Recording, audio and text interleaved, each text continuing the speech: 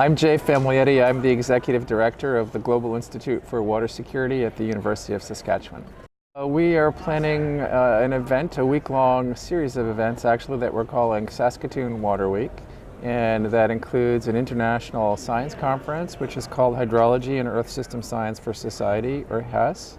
And in the evenings, we'll be running a film festival that we call Let's Talk About Water. So films that are starting on June 13th and running through June 19th.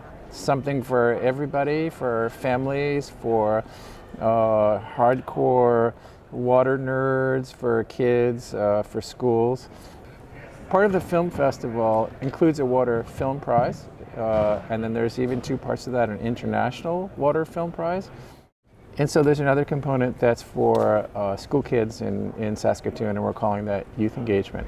And in the film competition, we're asking people to contribute 2-minute films under the broad topic of too much water, too little, or water that's too dirty. So too much, too little, too dirty.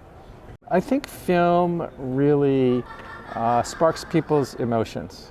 And that's important when we are trying to move the needle on raising public awareness. It's one thing to read a story in the paper, it's another thing to see another story in the paper. People get overwhelmed, but film is a great vehicle to really draw people in and really trigger their emotions. So we think it's an important vehicle.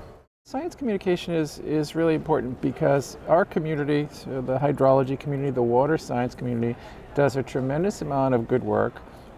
Much of it is very critical and contributes to very urgent problems that are happening around the world.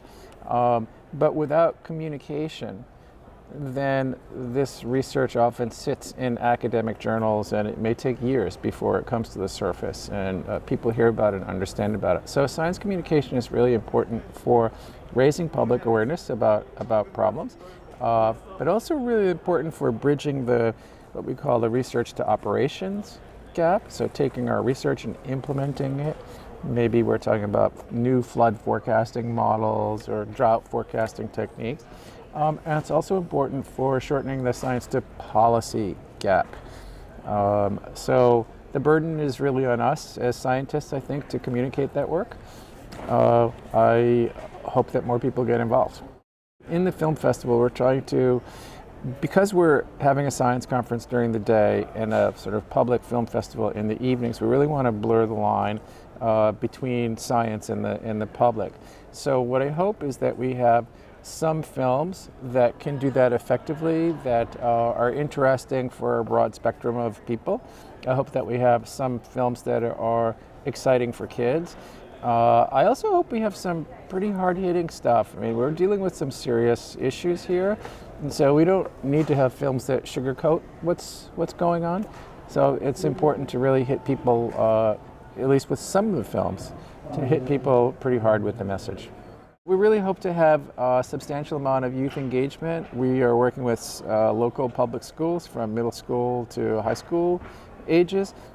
It's really important to get kids thinking about what's happening in our world, what's happening with water, and also thinking about science communication.